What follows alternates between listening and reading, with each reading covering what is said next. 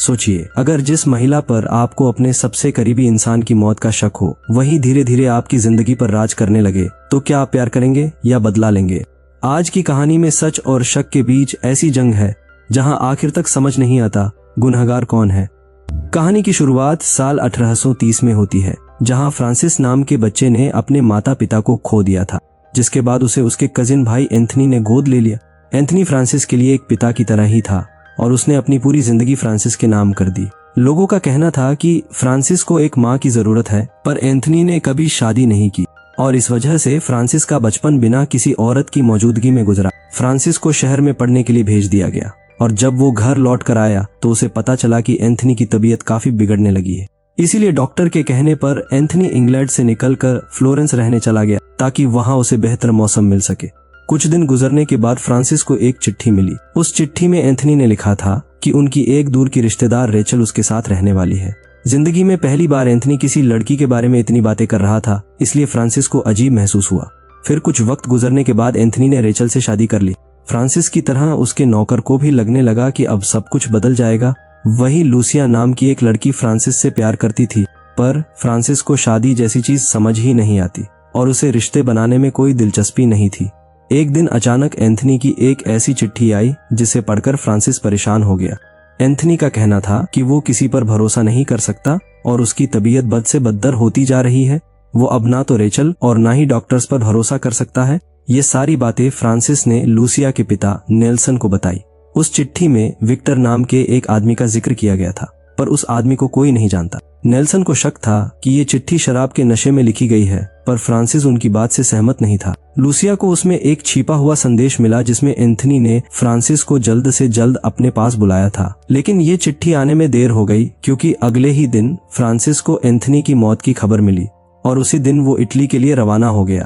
Italy के Florence इलाके में पहुंचते ही वो एंथनी के घर गया। उस सुनसान घर में फ्रांसिस को सिर्फ एक प्यासा कुत्ता नजर आया। फिर उसे विक्टर मिला जो उसे देखते ही पहचान गया। फ्रांसिस का मानना था कि रेचल ने ही एंथनी का खून किया है, पर जब उसने विक्टर से रेचल के बारे में पूछा तो उसने बताया कि रेचल घर से दूर चली गई है और कोई नहीं जानता कि अब वो कहाँ है। ये सुनकर फ्रांसिस शांत हुआ। विक्टर ने बताया कि एंथनी के सर में एक ट्यूमर था और उस ट्यूमर की वजह से ही उसकी मौत हुई है। उसने किसी डॉक्टर पर भरोसा नहीं किया और हर रोज वो विक्टर और रेचल को मारने की कोशिश किया करता था। उस घर से बाहर ले जाकर विक्टर ने फ्रांसिस से कहा कि फ्यूनरल के अगले ही दिन एंथनी का सारा सामान लेकर रेचल गायब हो गई और ये सुनकर फ्रांसिस रेचल से और ज्यादा नफरत करने लगा। विक्टर एंथनी का वकील है जो फ्रांसिस के बारे में सब कुछ जानता था। वो ये भी जानता था कि उसकी बातों पर फ्रांसिस को भरोसा नहीं है। फ्रांसिस ने वादा किया कि जिस तकलीफ से उसका भाई गुजरा है वो उतनी ही तकलीफ रेचल को सूद समेत वापस करेगा।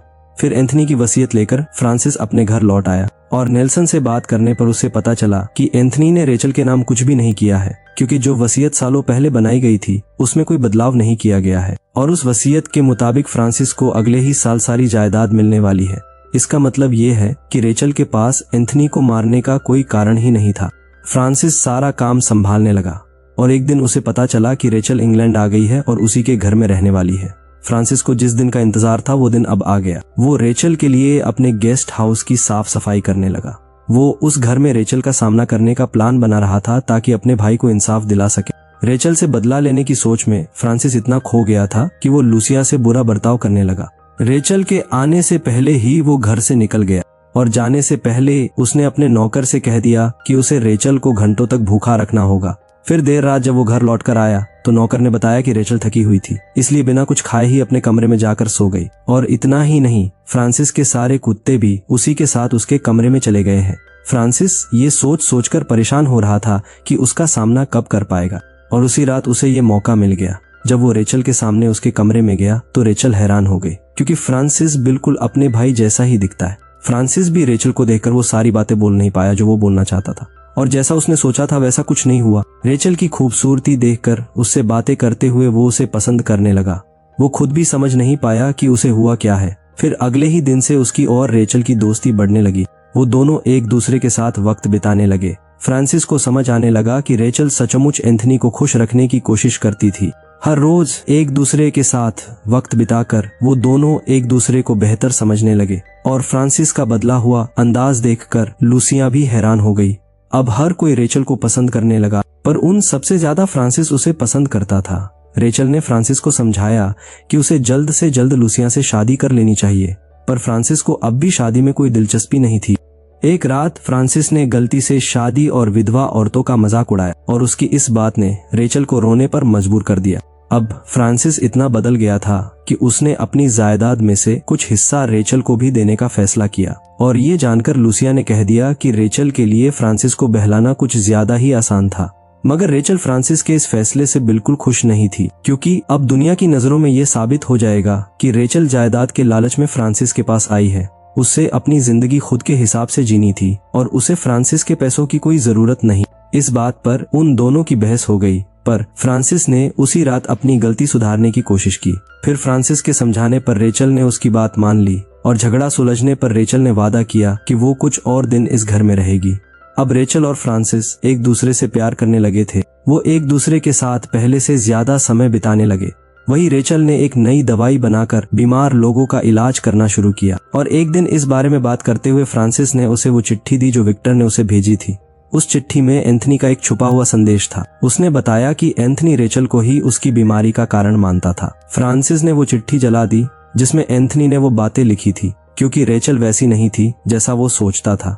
वो अब भी एंथनी की मौत की वजह से रो रही है, और उसे संभालने का काम फ्रांसिस ने किया।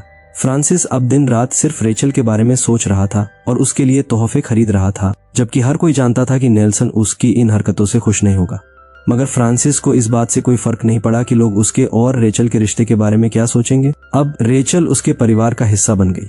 मगर जब नेल्सन को ये सारी बातें पता चली तो वो हैरान हो गया। क्रिसमस के जश्न के बाद उसने फ्रांसिस को अपने पास बुलाकर बताया कि बैंक वालों ने बताया है कि रेचल ने हद से ज्यादा पैसे खर्च किए हैं और उससे शक है कि वो ये पैसे किसी और को भेज रही है। फ्रांसिस का कहना था कि वो दूसरों की मदद करने के लिए पैसे खर्च करती है, पर नेल्सन ने उसे एक और सच बताया। रेचल ने एंथनी से पहले किसी और से शादी की थी, और फ्लोरेंस में हर कोई रेचल की बुरी आदतों के बारे में जानता है। उसके कई चक्कर रह चुके हैं और उसके पहले पति की मौत का कारण भी किसी को नहीं पता। फ्रांसिस नेल्सन की एक भी बात मानने को तैयार नहीं था, पर ठीक उस वक्त रेचल वो हार लौटाने आ गई जो उसे फ्रांसिस ने दिया था। वो हार असल में फ्रांसिस की माँ का था, और फ्रांसिस को ये सब करते देख लूसिया का दिल टूट रहा था। उसे एक दिन पता चला कि एक ऐसी वसीयत है जिसमें सब कुछ रेचल के नाम है।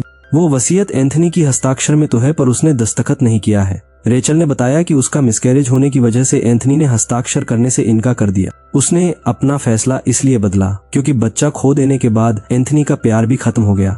अब फ्रांसिस ने फैसला किया कि जैसे ही जायदाद उसके नाम हो जाएगी वो रेचल को सब कुछ दे देगा, क्योंकि रेचल के पास अब कुछ भी नहीं है। पर उसके परिवार के वकील को ये बातें ठीक नहीं लगी। एक दिन अचानक विक्टर उस घर में आया और फ्रांसिस उसके और रेचल के बीच की दोस्ती देखकर परेशान होने लगा। वो रेचल से नाराज हो गया, पर रेचल ने उसे मना लिया। फ्रांसिस को चाहकर भी कोई रोक नहीं पाया, और उसने अपनी जायदाद के साथ साथ अपने परिवार के सारे गहने रेचल को देने का फैसला कर लिया। ये सब कुछ जानने के बाद नेल्सन ने एक आखिरी बार उसे समझाने की कोशिश करी, पर जायदाद हाथ लगते ही उसने सब कुछ रेचल के नाम कर दिया। नेल्सन सालों से फ्रांसिस के परिवार के लिए काम कर रहा था, पर फ्रांसिस के इस फैसले के बाद अब उसका फ्रांसिस के साथ रिश्ता हमेशा के लिए खत्म हो गया। घर लौटते हुए अचानक फ्रांसिस के साथ एक पहाड़ी के पास दुर्घटना हुई और वो मरते मरते बचा। फिर भी उसे समझ नहीं आया कि उसकी किस्मत अब पूरी तरह बदलने वाली है। देर रात वो रेचल से मिलने गया और उसने अपना सब कुछ उसे सौंप दिया, और उसका शुक्रिया अदा करने के लिए रेचल उस रात उसके करीब आई। अब फ्रांसिस को लगने लगा कि उसे जिंदगी में सब कुछ मिल गया है, और इसी खुशी में वो रेचल से फिर से मिलने का इंतजार करने लगा। जब रेचल उसके सामने आई तो वो उसे लेकर जंगल की ओर गया, जहां वो दोनों कुछ देर तक साथ रहे, और तब फ्रांसिस को लगने लगा कि रेचल उससे शादी करना चाहती है।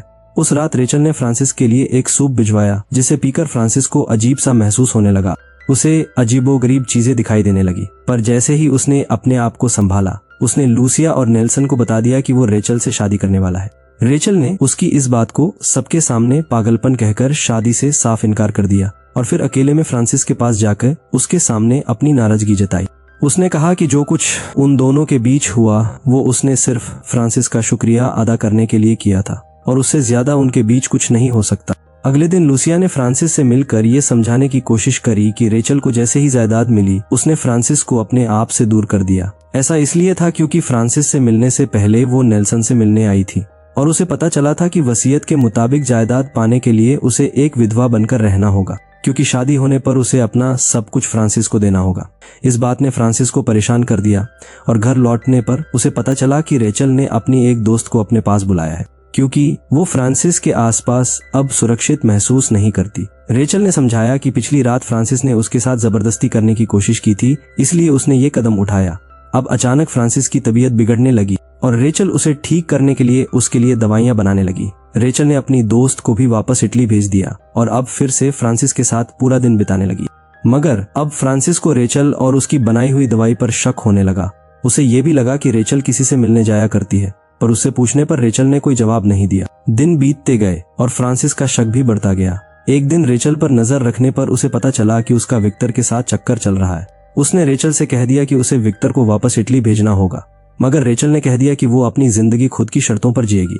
फ्रांसिस के ऐसे बर्ताव से रेचल डरने लगी, पर वो चाहकर भी किसी को ये बात बता नहीं सकती, क्योंकि फ्रांसिस ने उसे अपना सब कुछ सौंप दिया है। एक दिन एंथनी के कपड़ों में फ्रांसिस को एक और पर्ची मिली।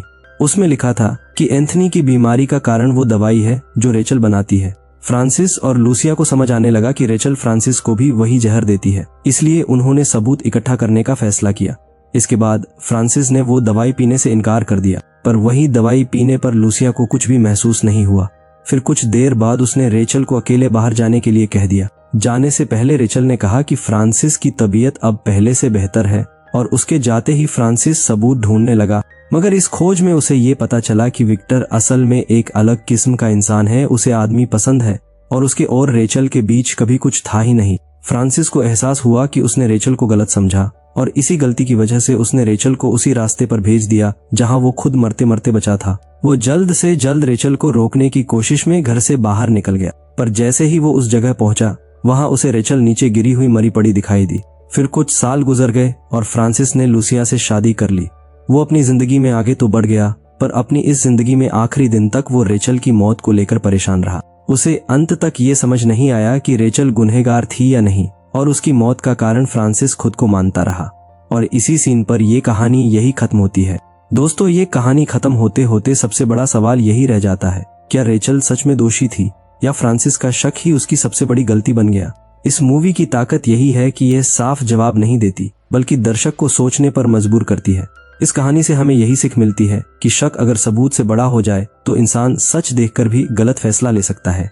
कई बार हमारी भावनाएं हमारी समझ को धुंधला कर देती है और तब लिया गया फैसला जिंदगी भर पछतावा बन सकता है। अगर आपको ये कहानी पसंद आई हो तो वीडियो को लाइक जरूर करें, चैनल को सब्सक्राइब करें ताकि आप ऐसी ही दिलचस्प मूवीज की कहानी को मिस ना करें। मिलते हैं अगली वीडियो में एक और जबरदस्त कहानी के साथ। तब तक के लिए सुरक्षित रहे, जिज्ञासु रहे और देखते रहिए AT Explain।